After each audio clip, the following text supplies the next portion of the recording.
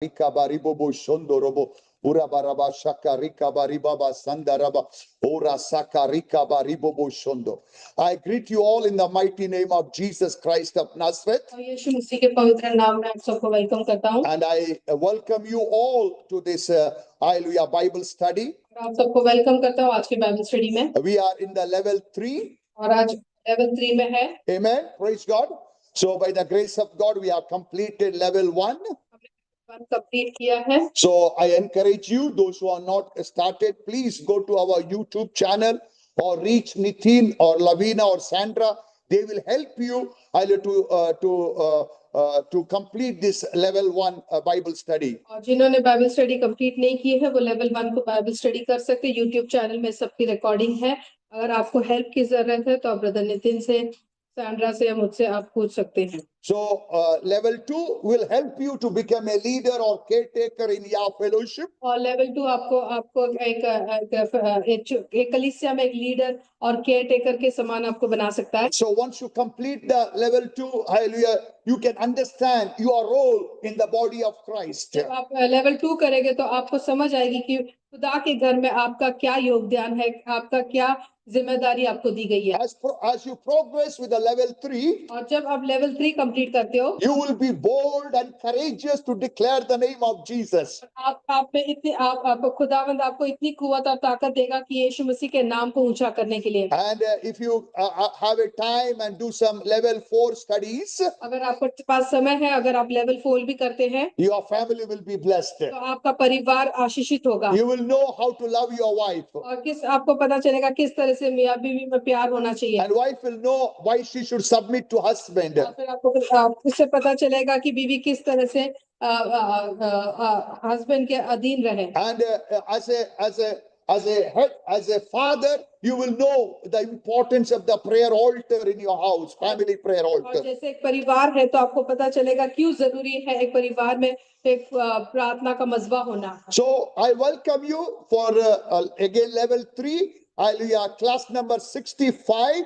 Today we are going to learn about New Testament prayers. और हम level 3 class 65 में है और नए करार का प्रार्थना के बारे में हम सीखने वाले हैं। So before this we have completed class number 63, right way of prayer under New Testament. और सही तरीके से किस तरह से हमने प्रेयर करना चाहिए नए करार में हमने 63 क्लास में पढ़ा। Hallelujah. And 64 again we have continued the same class. और 64 में भी हमने सेम क्लास को कंटिन्यू किया है। So if you want to understand today's class, it is better to study what is New Testament. और अगर आज के क्लास सीखना है तो पहली बात तो आपको पता सीखना चाहिए कि नया अहद क्या है। And finish work of Christ on the cross. और जिस यीशु मसीह ने जिस क्रूस पर वो कामों को जो खत्म किया है वो भी सीखना जरूरी है। You have to meditate on the passion, the suffering of Jesus Christ on that cross. और आपने वो सारी बातों को पर ध्यान करना है जो यीशु मसीह ने उस क्रूस पर जो अपने हमारे सारे दुखों को जब उसने सहन लिया। So if you have this background, जब ये आपको ये सब स्टडी की समझ होगी, then today's class will be a great blessing for you. तो आज की जो क्लास है आपके लिए बहुत ज्यादा बरकत बनेगी। It will bring new revelation into your life. तो आपको एक नया मुकाशवा एक नया प्रकटीकरण मिलेगा। These classes are prepared to build your level or build you to another level in Christ. और ये सारी क्लासें इसके लिए बनाई है ताकि आपकी रूह की तरक्की हो और रूह में आप बढ़ते जाएं। As a man of God, I promise you, if you complete these 4 classes, your spiritual life will have abundance grace. और जब आप ये लेवल चारों को कंप्लीट करोगे तो आपको और ज्यादा फजल मिलेगा खुदा के बादशाही में बढ़ने के लिए। And you will live a sinless life. और आप एक ऐसी जिंदगी जियोगे जिसमें गुनाह और पाप नहीं है। Today you will understand why you can live a sinless life. और आज आप सीखोगे किस तरह से हम एक बिना गुनाह के पाकिस्तानी की जिंदगी जी सकते हैं। So I have completed all this. Hallelujah. Today we are going directly into today's class. और हम सीधा आज के क्लास में जाएंगे। So let me go to today's class. Okay, today's class, hallelujah, the New Testament prayers. और हम नए करार में किस तरह से दुआ करते हैं उसके बारे में हम सीखेंगे। Those who online, you can say, if you are ready, I am ready. You can type there, praise God. Okay, let me continue. So in New Testament, prayer means a prayer based on और नए करार में प्रार्थना इसके ऊपर निर्भर है our relationship with God. और किस तरह से हम एक रिश्ते में हमारे खुदा के साथ है। In the Old Testament, prayer is related God and man. और पुराने करार में हम देखते हैं कि खुदा एक तरफ है और इंसान बहुत दूरी में है। But in the New Testament, because of the finished work of Jesus, पर ये नए करार में क्योंकि यीशु मसीह ने जो कामों को उस क्रूस पर खत्म किया इसके वजह से, and the New Testament means the blood of Jesus. और नया करार मतलब यीशु मसीह का लहू, So we are washed by the blood of Jesus. हम यीशु मसीह के लहू से धोए गए हैं His blood is in us. और उसका लहू आज हमारे अंदर है। Therefore, New Testament prayer is a relationship prayer. इसीलिए जो नए करार का दुआ है वो एक रिश्ते में बंद कर दुआ करना है। So whenever you close your eyes for prayer, जब भी आप अपना आंख बंद करते हो दुआ करने के लिए, you should hear a voice in you. God is your Father. आपके अंदर एक आवाज आनी चाहिए कि खुदा आपका बाप है। Hallelujah. For outsider, God is a creator. और दुनिया के लिए जो है खुदा है वो सारी दुनिया को बनाने वाला, रचने वाला खुदा है। That's perfectly right. और ये सही बात है। But in the New Testament, और ये नए करार में after you are born again, जब आप नए सिरे से जन्म लेते हो, whenever you are praying, जब आप दुआ करते हो, you are praying because you are a son of God. आप इसलिए दुआ करते हो क्योंकि आप आज खुदा के बेटे हो। In the New Testament, whenever you are praying, अच्छा, नए करार में जब आप दुआ करते you हो, are praying as a body of Christ. जब दुआ करते हो तो आप इस तरह से दुआ करते हो कि आप आप यीशु मसीह का बदन हो. You are a blameless, spotless, holy body of Christ. You are spiritual body connected to God. जो आपकी रूहानी बदन है वो यीशु मसीह के साथ जुड़ी हुई है। So in the New Testament, whenever you are praying as a son of God. अब नए करार में जब आप दुआ करते हो तो आप दुआ करते हो ये खुदा के बेटे होने के उस रिश्ते में। Amen. Praise God. So these things are very important before you start your prayers. तो इसीलिए बहुत जरूरी है अपना प्रेयर स्टार्ट करने से पहले ये समझ होना चाहिए कि मैं एक बेटा और बाप के बीच में बातचीत है। Amen. So whenever you start your prayer, you should prepare your mind. I have a relationship with my God. और जब भी आप दुआ शुरू करते तो आपको पता होना चाहिए आपका रिश्ता आपके बाप के साथ है। Hallelujah. God is my Father. खुदा मेरा बाप है He has forgiven my sin. और उसने मेरे सारे गुनाह को माफ कर दिया He है has removed every generation curses. और सारी जो लानतें जो मेरे ऊपर थी वो तोड़ चुकी है He has given His precious blood through His Son. और अपना कीमती लहू दिया है अपने बेटे के I am washed by that blood. उस लहू से मैं साफ हूँ। I am made righteous through that blood. मैं रास्तबाज और धर्मी ठहरा, I entered the Holy of Holy through that blood. मैं पवित्र और अति पवित्र स्थान में पहुंच गया। God has given me the spirit of boldness and courage. खुदा ने मुझे दिलेरी की रूह दी है। So you should not remember your sin and weakness in the prayer. और जब आप दुआ करते हो तो अपने कमी कमजोरियों को लेकर अपने नहीं सोचना चाहिए। If there is anything you have done, you immediately repent, throw it out. I'll give important what Christ has done on that cross. तो जो भी अगर आपसे गलती गुनाह हो गए आप तुरंत माफी मांग ले और याद करें कि यीशु मसीह ने उस क्रूस पर तुम्हारे खातिर क्या किया। So in the New Testament, we pray with a righteous conscience. और जब हम नए करार में दुआ करते तो हम एक रास्तबाज हम हो चुके हैं उस In the Old Testament, we pray as a sinner. और जब नए करार में नहीं, पुराना करार में एक पापी का वो एक क्या कॉन्शियस से लोग दुआ करते थे, खुदा मैं पापी हूँ, मेरे पर दया कर, मेरे गुनाह का माफी बख्श. That is the Old Testament prayer. But because of the finished work of Jesus, अगर आप स्टडी करेगा finished work of Jesus, you will know your sins are forgiven. Your sins are abolished. Death is abolished. So you are no more a sinner. You are righteous because of Jesus. जब आप सीखोगे तो आपको पता चलेगा कि आपके सारे गुनाह, आपके सारे जो मौत है वो मिटा दिए हैं और आपको रास्तबाज ठहराया है। Not only God has made you righteous, खाली खुदा ने आपको रास्तबाज नहीं ठहराया, He has made you His son. और उसने अपना बेटा आपको बनाया। So always you should be proud to say, Lord, thank you. I am your son. I am your voice on this earth. तो हमेशा आपकी दुआ में होना चाहिए कि मैं खुदा का बेटा हूँ और इस दुनिया के लिए मैं उसकी आवाज हूँ। And I will speak what you expect me to speak. मैं वही बातों को बोलूंगा जो मुझसे तू उम्मीद करता है। Hallelujah. I will do the same work that you are expecting me to do. मैं वही कामों को करूंगा जो मुझसे उम्मीद करता है। I will raise the dead. मैं मुर्दों को जिंदा I will open the blind eyes. जो अंधी आंखों को मैं खोलूंगा, I will help the poor. जो गरीबों को मैं I will feed the hungry. जो गरीबों को मैं खिलाऊंगा, I will establish your justice on this earth.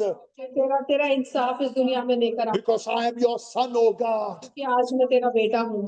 As a son, I will rule over nations.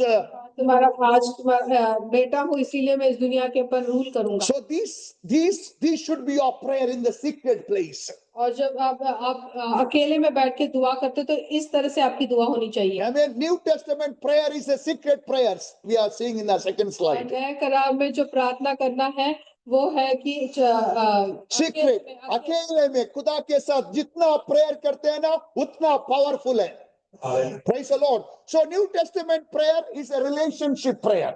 जो नए करार का दुआ है वो है रिश्ते में बंध कर दुआ करना है। Everyone say relationship prayer. रिश्ते में I pray मैं दुआ करता हूँ because क्योंकि I have a relationship with God. पिता के साथ रिश्ता है। Amen. In the New Testament, we don't pray because pastor is pushing us to pray. और नए करार में हम इसलिए दुआ नहीं करते क्योंकि हमें पास्टर पुश करते प्रे करने। In the New Testament, we don't pray. अगर prayer नहीं करेगा शैतान आएगा, prayer नहीं करेगा एक्सीडेंट होएगा, ऐसे सोच के prayer नहीं करते, वो prayer कुछ फायदा नहीं है. In New Testament, we pray because we love God. नए करार में इसलिए दुआ करते हैं क्योंकि हम खुदा से प्यार करते हैं। So in New Testament, we pray because we are the sons of God. और नए करार में हम दुआ करते हैं क्योंकि हम खुदा के बेटे हैं। And everyone say we are sons of the living God. खुदा के बेटे हैं। According to Romans 8:15, 8:15 we are received the spirit of adoption by whom we cry, Abba, Father. उस रूह के जरिए हमें गोद लिया गया है ताकि Amen. हम खुदा को अब्बा पिता को पुकार सकें। आज आप खुदा का बेटा इसलिए कि खुदा ने आपको गोद लिया है।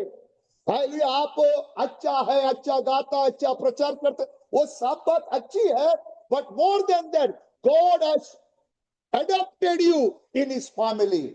खुदा ने आपको चुन लिया उसके परिवार के लिए। So in your prayer you should say, Lord, I thank you. You have adopted me in your family. I live in God's family. There is no poverty. There is no lack. There is no sickness because I am the son of God. मैं खुदा का बेटा हूँ और मेरे अंदर कोई बीमारी नहीं है, मेरे अंदर कोई गुनाह नहीं है क्योंकि मैं खुदा का बेटा हूँ। Hallelujah. So according to Galatians 4:7, गलतियों 4:7 में you are no longer a slave, आप आज के बाद से गुलाम नहीं हो but a son. पर बेटे हो गए। If a son, अगर उसके बेटे हो then an heir of God through Christ. तो खुदा का जो भी संपत्ति है, धन दौलत है जैसे है ना वारिस, आप खुदा का वारिसदार है। सही है मेरा प्रोनाउंसिएशन? वारिस है। Hallelujah. So these things should come in the prayer. और ये सारी बातें दुआ में होनी चाहिए। You should say, Lord, I thank you. I'm no more a slave. I'm no more a sinner. I'm your son. I'm a heir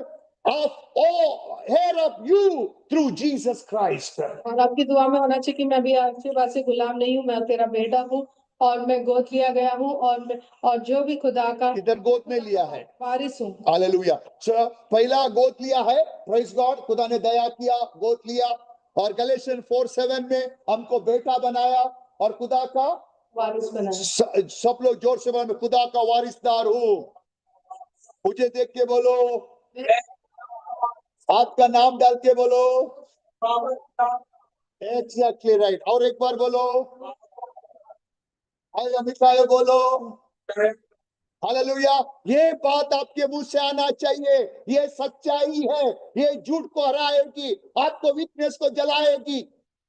prayer में आपको वीकनेस को लाना नहीं है, वीकनेस को लाएगा, वीकनेस आपको पकड़ के रखेगी। हालेलुया। प्रेयर में जो खुदा का कलम को लाना है, इट इज रिटन, क्या करके रिटन है? I am no longer a slave, I am no longer a poor man, I am no longer a sad man, I'm no longer an unemployed man. I'm a son of God. Whatever I ask according to the will of God, it shall be done in my life. आपने आपके ऊपर नबूवत करना पड़ेगा। Amen. John 1:12 says, यूहन्ना 1:12 इस तरह से कहता है, but as many as received him, जिन्होंने उसको कबूल किया, to them He gave power to become sons of God. उनको कुवत दिया, उनको शक्ति दी ताकि वो परमेश्वर के बेटे बेटियां। So you have to keep this word in your heart तो ये कलाम आपके दिल और दिमाग में रहना चाहिए। and you have to keep on saying, Lord, I believe in Jesus Christ. आपने कहना चाहिए कि मैं यीशु मसीह के ऊपर ईमान करता हूँ, I believe he is the Son of God. मैं विश्वास करता हूँ खुदा का बेटा है, He bruised the head of the serpent. और शैतान के सिर को कुचल दिया He है, erased every sin from my life. मेरे सारे गुनाह को उसने मिटा दिया He है, has abolished death from my life. और मौत को हरा दिया, And I receive your power. और मैं तेरे कुवत को पा लेता हूँ, And I become your son. और मैं तेरा बेटा बन जाता हूँ। Hallelujah. Praise the Lord. So New Testament prayer is a sonship. You are praying because you are a son. आप नए करार में आप दुआ करते हो क्योंकि आप अभी उसके बेटे हो, So in the New Testament, we are not servant. और नए करार में हम उसके गुलाम नहीं है। Sometime in the prayer we say, खुदा ये दास को bless करो. हम खुदा का दास नहीं है, हम खुदा का बेटा है.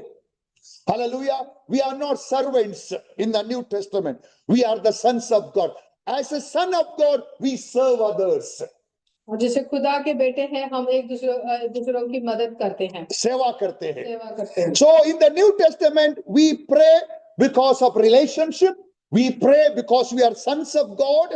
Second, third, we pray God has given us the position in the New Testament. और नए करार में खुदा ने हमें एक पोजीशन दी है, The position called throne. खुदा ने हमारे लिए सिंहासन तैयार किया है. Hallelujah. Everyone say, God has prepared a thrones for us. खुदा ने हमारे लिए हाँ, हमारे लिए क्या? थ्रोन को क्या बोलते सिंहासन. हैं बेटा, Okay, God has prepared the thrones for us. खुदा ने हमारे लिए सिंहासन बनाया है, Hallelujah. God has given many crowns for us. और उसने बहुत सारे मुकुट हमें दिया है, God has given many servants for us. और उसने हमें बहुत सारे सेवा दी है। So what God has prepared for you? तख्त बोलो यीशु के नाम से मैं खुदा बाप को शुक्र करता हूँ. खुदा ने मेरे लिए मेरा पैदाइशी पहले ही मेरे लिए बोलो तेरे लिए बोलो मेरे लिए तख्त बना के रखा है. Hallelujah. And he has given us many crowns. बहुत सारे मुकुट दिया है, बहुत सारे. I put on every crown सारे मुकुट को पहन लेता हूँ, which our God has given to me in Christ Jesus. Yeshu Masih. Hallelujah. And in Christ Jesus, he has given me many servants, divine helpers. So whenever you are praying, you should pray from your position. और जब भी आप दुआ करते तो अपने position में बैठ के दुआ करना है। Amen. Your position is a son of God. Your position as a ruler. Your position as a king. You have to sit on that position by meditating the word, by confessing the word, by believing the word. Hallelujah. जो वचन में लिखा है वही आपका तख्त है. What the Bible says, that is your throne. What Bible says, that is your ground. What Bible says, that is your sword. In that sword, you have to pray. और वो जो जगह परमेश्वर ने आपको दिया है, वो जगह से आपने दुआ करनी है। Amen. So New Testament prayer is a life-giving prayers. और जो नए करार का दुआ है, उसमें जिंदगी देने वाली दुआ है। For example, somebody is sick, you are praying to release the healing. You are not giving the idea, खुदा इसके पीछे ये कर्स है, इसके पीछे वो है, ये है. No, no, no. New Testament prayer to release life. नए करार का जो दुआ है, वो जिंदगी देने वाली दुआ है। New Testament prayer to release solutions. और नए करार की प्रार्थना में हमें हमारे सारे प्रॉब्लम्स का सॉल्यूशन को बोलना है। प्रॉब्लम नहीं बोलना, solution बोलना है. Why? Because Christ is in you. You'll understand why the New Testament prayer is a life-giving prayer. Why New Testament prayer is a declaration and proclamation prayer. Why New Testament prayer speaking and praying in tongues.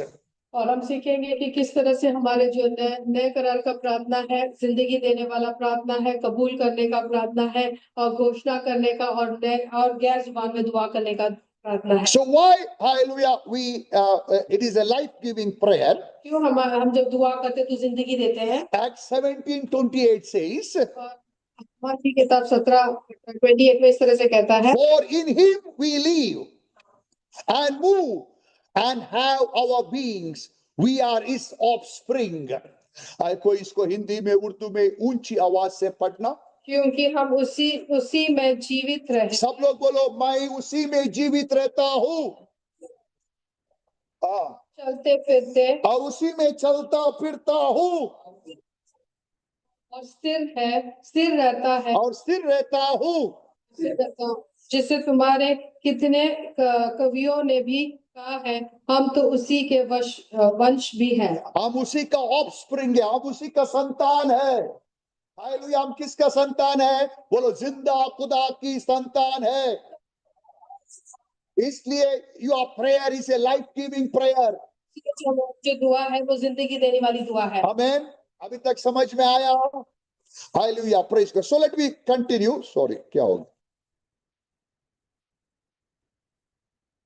Okay, praise God. Okay. So, in the Old Testament, prayer is a servant to master attitude. और जब पुराने करार में था कि गुलाम किस तरह से एक उसके मास्टर से दुआ करता है। But what is New Testament prayer? नया करार का प्रेयर क्या है? Father and son relationship. बाप और बेटे के रिश्ते के जैसे। What is the Old Testament prayer?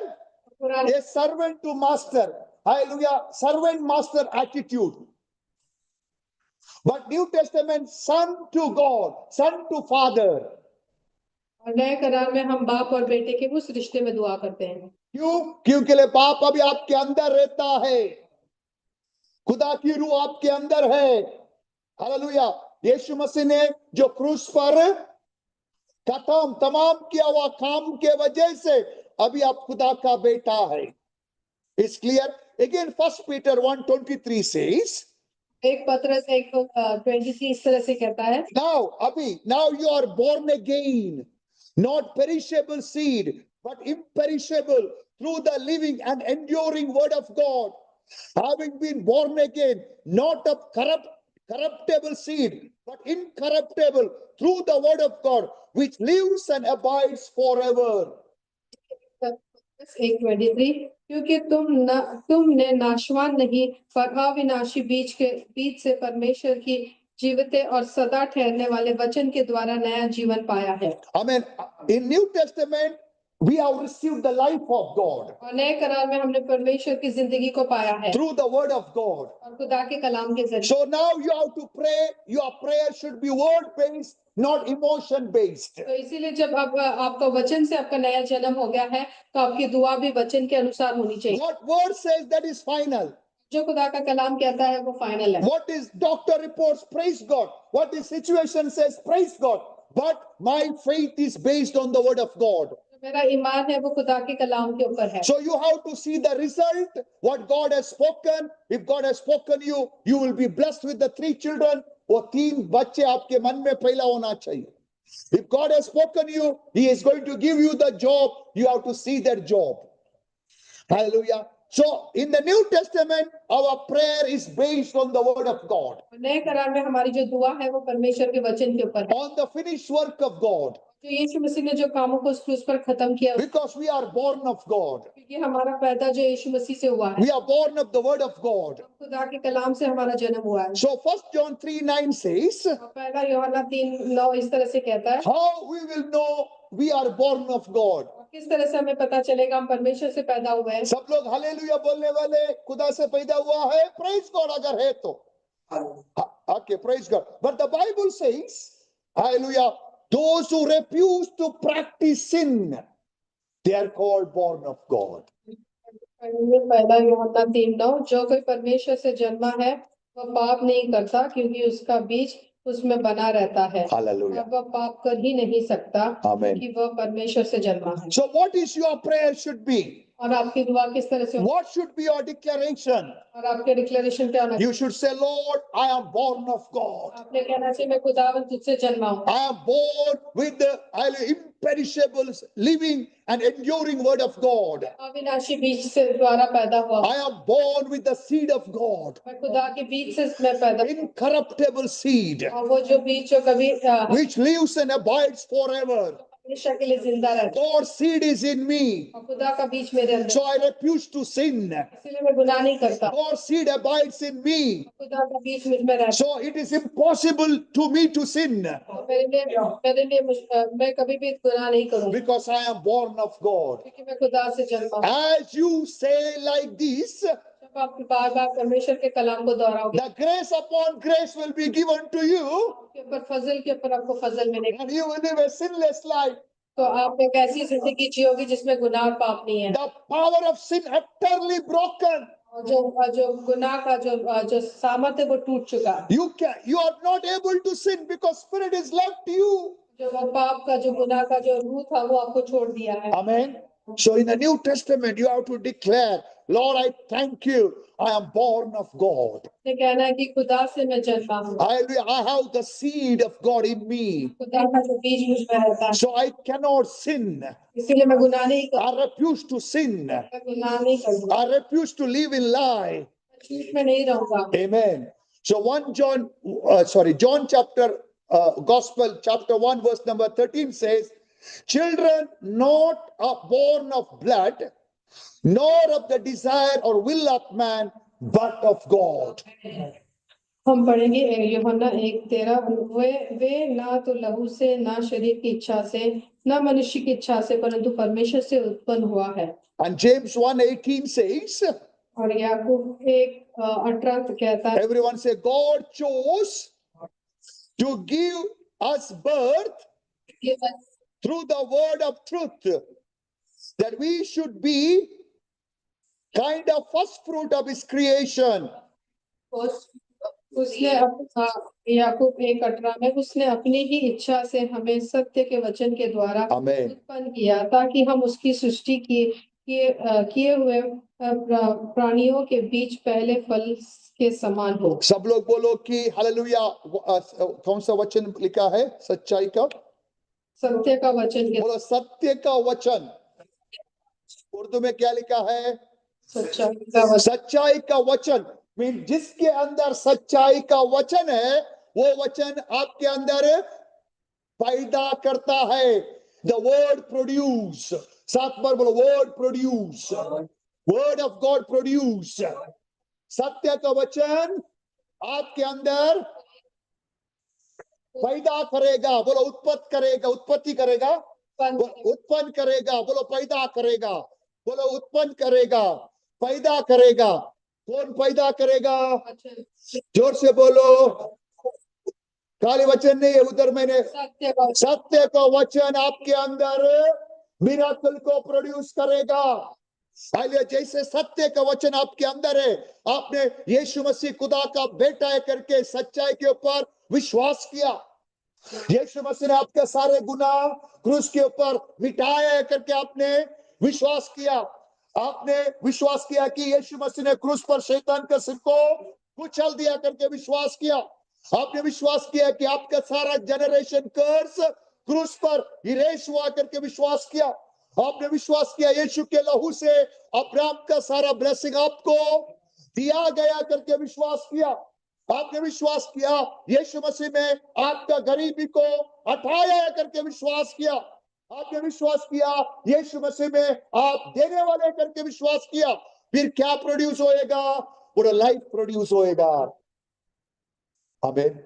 Now it is clear why we should pray according to the word of God. Our prayer should not be based on our emotions, feelings. वो अच्छा है, feelings, emotion चाहिए, नहीं तो पत्थर हो जाएगा। Hallelujah. But our prayer should be based on the finished work of Jesus. Yeah. So, hallelujah. In the New Testament, prayer is a relationship prayer.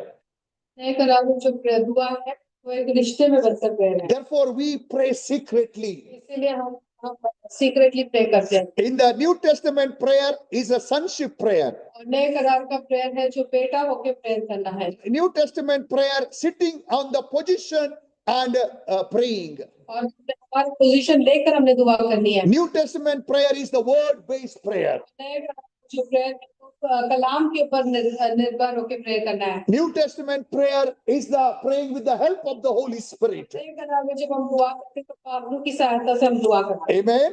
So let me continue. Hallelujah. In the New Testament prayer, we say, I live in God. Everyone say, I live in God. God lives in me. I carry his presence. God dwells in me through Christ and through his Holy Spirit.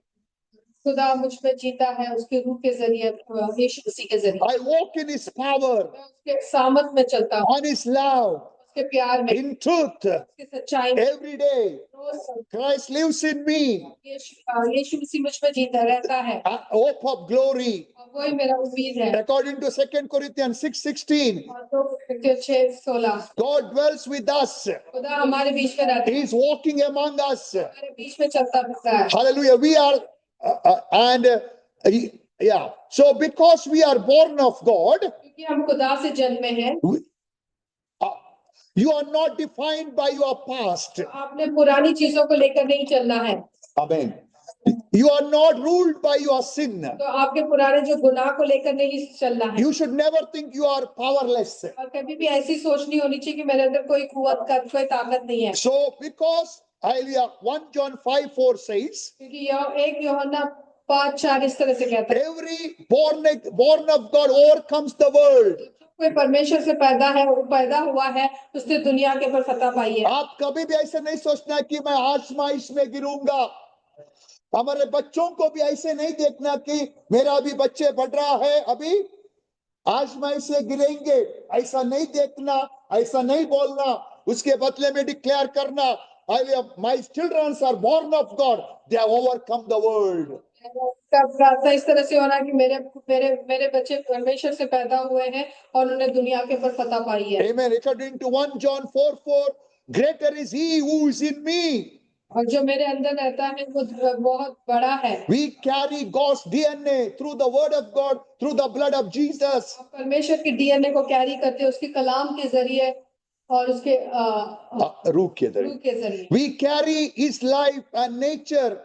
हम उसके life को और उसके nature को लेकर चलते हैं, His spirit dwells in me. और उसका रूह हमारे अंदर रहता है, I reflect his character on this earth. और उसकी छवि में मैं चलता इस दुनिया में। So if you understand all these scriptures, और जब ये सारे कलाम को आप जब पहचानोगे, hallelujah, in New Testament you will not try to reach God और फिर नए करार में आप खुदा के मिलने की कोशिश नहीं करोगे, because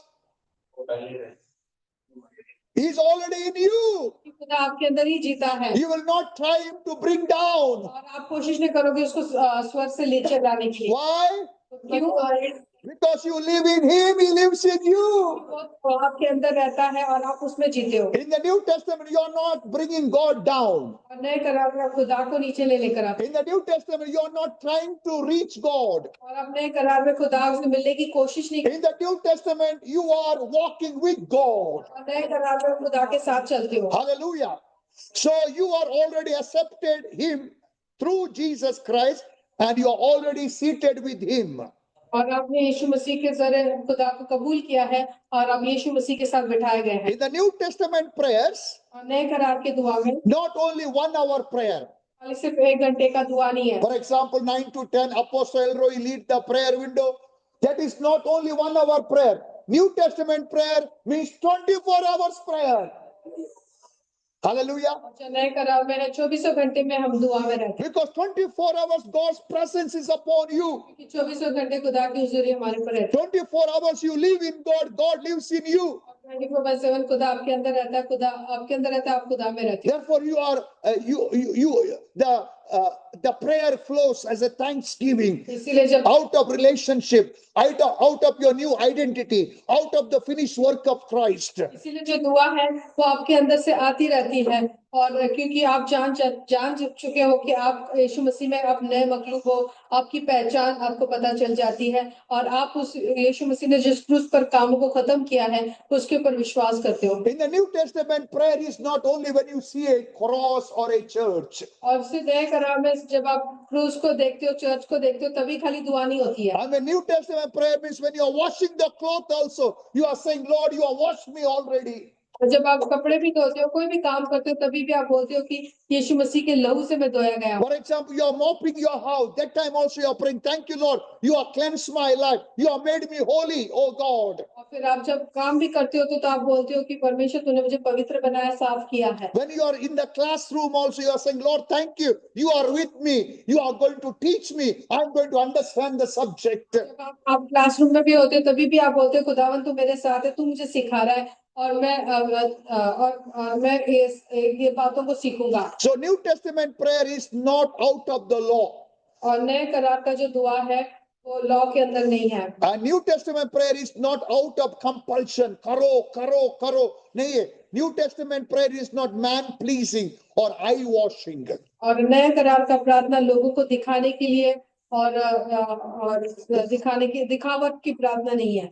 And why? Because Matthew 6:5 says, हम सब लोग पढ़ेंगे, Jesus says, when you pray, do not be like a hypocrites, for they love to pray standing in the synagogues and on the street corner to be seen by others. So New Testament prayer is not for approval, not for self-glorification, not for human approval. It is only to please God. Truly, I tell you, they have received their reward in full. But when you pray, it is for us. Go into your room, close the door, and pray to your Father because you are a son. Hallelujah. He lives in you. You live in God. Then your Father who sees what is done in secret will reward you. जब तुम प्रार्थना करें तो कपटियों के समान न हो, क्योंकि लोगों को दिखाने के लिए आराधनालय में और सड़कों के चौराहे पर खड़े होकर प्रार्थना करना उसको अच्छा लगता है। मैं तुमसे सच कहता हूँ कि वे अपना प्रतिफल पा चुके।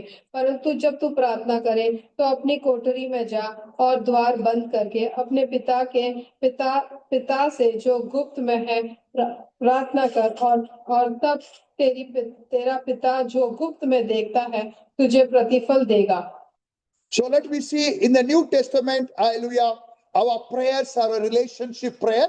और हमने जाना कि नए करार का प्रार्थना रिश्ते में बनकर हम दुआ करते हैं। It is not man pleasing, Babar भाई को अच्छा लगे करके प्रेयर नहीं है।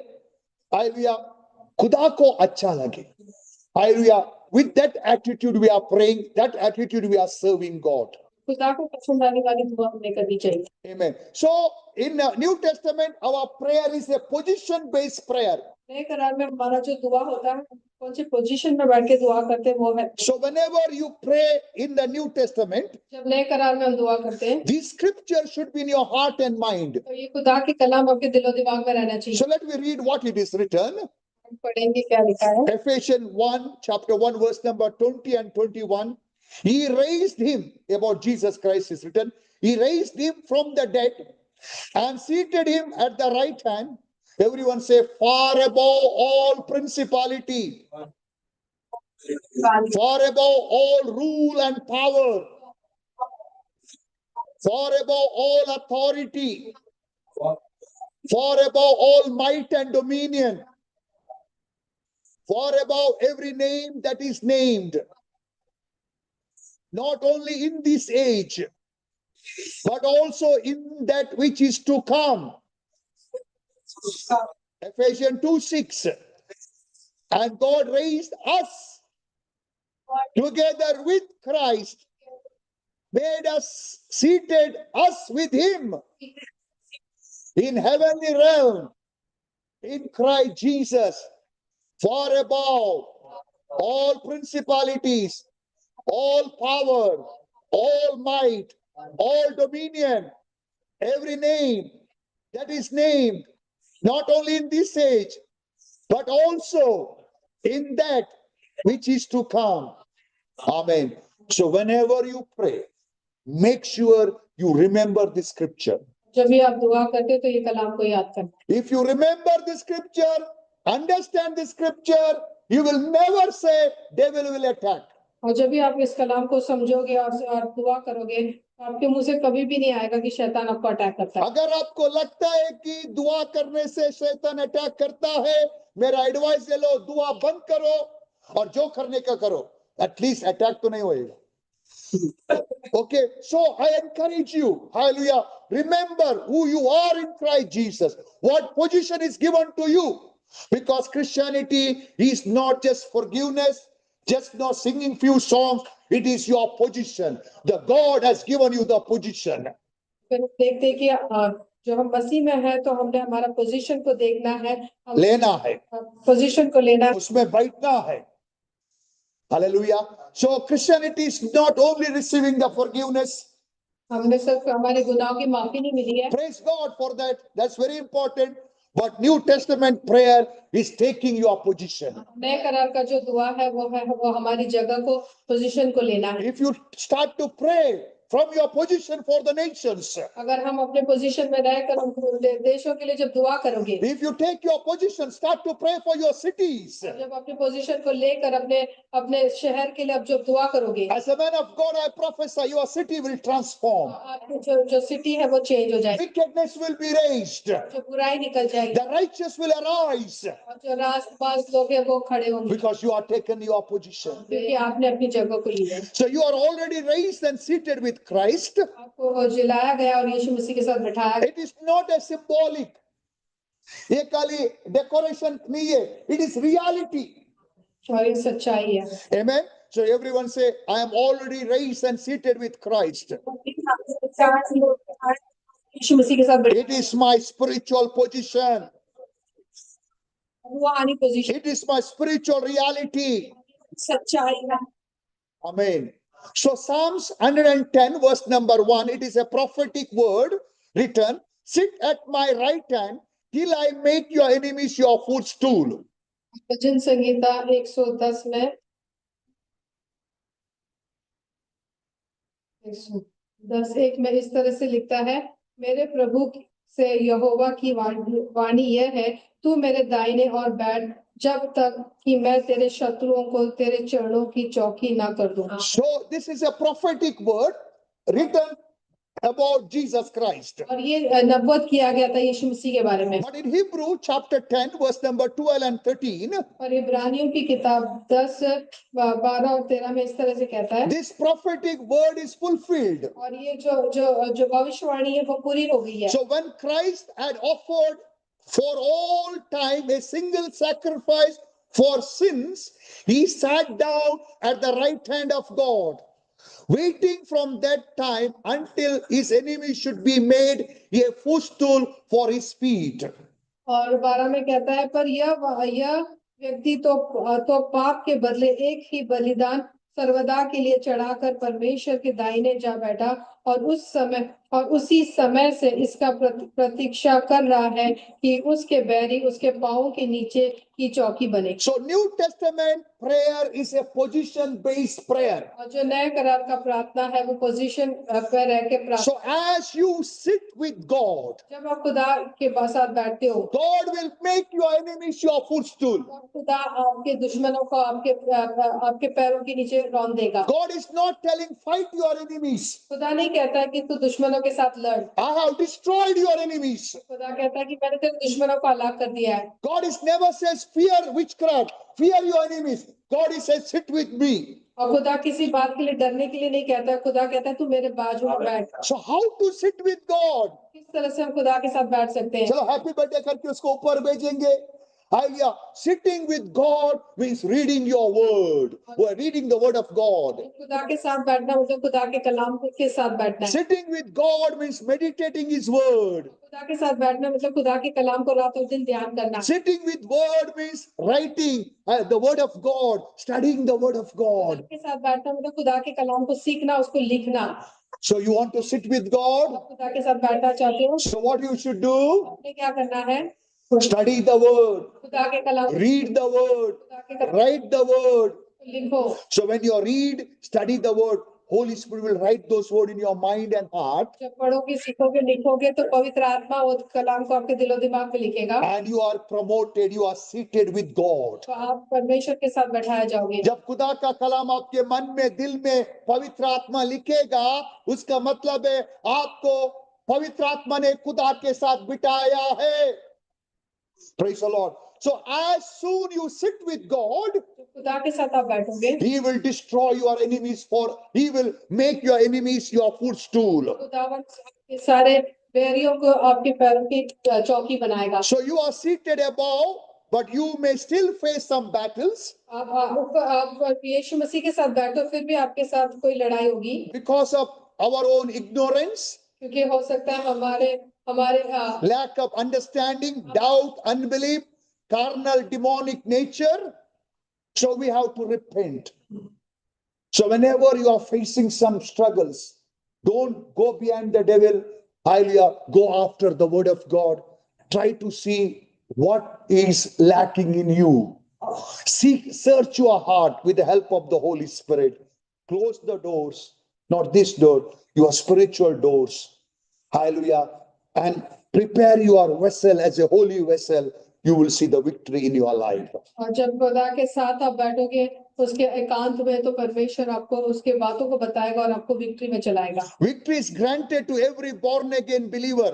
और जो फतह है हर एक जो नए सिरे से जन्मा है उनको दिया गया है। But now we must enforce it by the right word and right understanding. अभी हमने उसको कायम करना है सही हमारे शब्दों के द्वारा और सही समझ के। सब लोग बोलो कि victory is already granted to me. और फतह मुझे ऑलरेडी दी गई है। किधर है? आपके अंदर है. So right words will establish that victory in your life. और सही तरह का जो वचन को आप बोलोगे तो विक्ट्री कायम होगी। The authority is given to you in Christ Jesus. आपको इख्तियार दिया गया है यीशु मसीह में। But you have to exercise, use that authority. आपने उस इख्तियार को इस्तेमाल करना है। So for example, when you are facing sickness, lack, oppression, fear, disturbance, confusion, जब आप बीमारी में रहते हो, आप गड़बड़ी में रहते हो, डर में रहते हो और जरूरत में रहते हो, instead of just expecting God is going to help you, और इस खाली ये उम्मीद लगा के बैठने की खुदा आपकी मदद करेगा, instead of saying, God, you help me, help me, help me, और ये इसके बजाय कि आप बार बार बोलो कि खुदा मेरी मदद कर, you have to respond like a son. आपने खुदा के बेटे के जैसे बोलना है। You should say, I am seated with Christ, और मैं यीशु मसीह के साथ बैठाया गया हूँ। and all these things are under my feet. ये सारी चीजें मेरे पैरों के नीचे है। I am seated with Christ, मैं यीशु मसीह के साथ बैठाया गया हूँ far above all powers. सारे कुआ ताकतों के ऊपर। This situation is not above me. और ये सारी जो हालत है मेरे ऊपर नहीं होती, It is under my feet. मेरे पैरों के नीचे। I trample them. I erase them from my life. चल देता हूँ मेरे In जिंदगी का। Jesus' mighty name. Instead of having self-pity, be a son. Declare what you know from the word of God. ये खुद के ऊपर तरस खाने के बजाय खुदा का बेटा बनके खुदा के कलाम को डिक्लेयर करो। So in the New Testament, और नए करार में we are not trying to overcome, but we are already positioned to overcome. हम भी लड़ाई नहीं कर रहे अपनी जगह को हासिल करने के लिए, पर खुदा ने हमें वो जगह दे दी है। In the New Testament, we are not waiting for victory. नए करार में फतह के लिए वेट नहीं कर रहे। We are enforcing the victory by our words. फतह दी गई है उसको हम कायम करते हैं हमारे शब्दों के जरिए। In the New Testament, you are not bent under any circumstances or situation. और हम कोई मजबूरी के नीचे हम नहीं है। You are above. All the situations are under your feet. जो भी जो परिस्थिति है, जो भी हालात है, वो आपके पैरों के नीचे है। In the New Testament, don't beg for victory. और नए करार में आपने भीख नहीं मांगना है, मुझे फतह दो। You have to enforce the victory by saying what Jesus done on that cross. जो फतह आपको दिया गया है उसको आपने कायम करना है। In the New Testament, many believers pray like this. और नए करार में बहुत सारे लोग इस तरह से दुआ करते हैं, Lord, take me higher and higher and higher. खुदावन मुझे ऊंचाई में लेकर जा, Lord, take me closer and closer and closer. मुझे तेरे करीब और करीब लेकर जा, Lord, lift me up, lift me up, lift me up. मुझे ऊंचा उठा। God, bless me, bless me, bless me. और खुदावन मुझे बरकत दे। But scripture says, पर कलाम इस तरह से कहता है, God already raised you खुदा ने आपको already far above all powers and principalities. सारे इख्तियार के ऊपर आपको रखा है। Lord already made you sit with him in the heavenly heavenly realm. और उसने आपको ये स्वर्गीय स्थान में उसके साथ बिठाया गया है। The Bible says God has already blessed you with all the blessing in Christ Jesus. और खुदा ने आपको सारी बरकतें दी है यीशु मसीह के जरिए। The Bible says, whatever you ask according to His will, word, promise, it shall be yours. और जो कुछ आप उसके कलाम के अनुसार आप मांगोगे तो वो आपका ऑलरेडी हो जाएगा। So you have to say, I declare that और अब मैं कबूल करता हूँ I am blessed in Christ. मैं यीशु मसीह ने बरकत पा लिया। Every opposition, जो भी every oppression, you are under my feet. I crush you now. God has put you under my feet. In Jesus' name. So this is the New Testament prayers. नए करार का ये दुआ है। Under New Testament, और नए करार में we received grace upon grace. हमने फजल के ऊपर फजल पाया है। We received abundant life. हमने हमेशा की जिंदगी को पाया है। Amen. So I'm ending my Bible study. There is 3 more slides are there. God willing, we will continue because very important. This is already recorded. I want you go through at least 2-3 times. Surely it will help you. और इसको बार बार आप सीखें और खुदावंद आपको बरकत देगा। So anyone need my help? और किसी को अगर मेरी हेल्प की जरूरत है You go through this recording. Recording को आप चाहिए What you have learned, you send me a voice note. और जो कुछ आपने सीखा है आप मुझे वॉइस नोट भेजो। When I hear that voice note, मैं वॉइस नोट को सुनूंगा by the grace of God, और खुदा के फजल I will start to pray for you. मैं आपके लिए दुआ करूंगा। So you may ask what I'm going to pray. मैं आपके लिए दुआ करूंगा। I will pray, Lord, every spiritual blindness be removed from that person's life. खुदावंद की जो भी रूह की आंखें वो खुल जाए अंधापन निकल जाए। I pray and bless you with the spirit of wisdom and revelation. और उनको विजडम और अंडरस्टैंडिंग की समझ दे। So you want my prayers? अगर आप चाहते हैं कि मैं आपके लिए दुआ करूं Go through this Bible study. Study को कंप्लीट करें। Hallelujah. What you understood, जो कुछ आपने सीखा है send me the voice note. Voice note भेजना I will help you. मैं आपके साथ हूं। Amen. Praise the Lord. Hallelujah.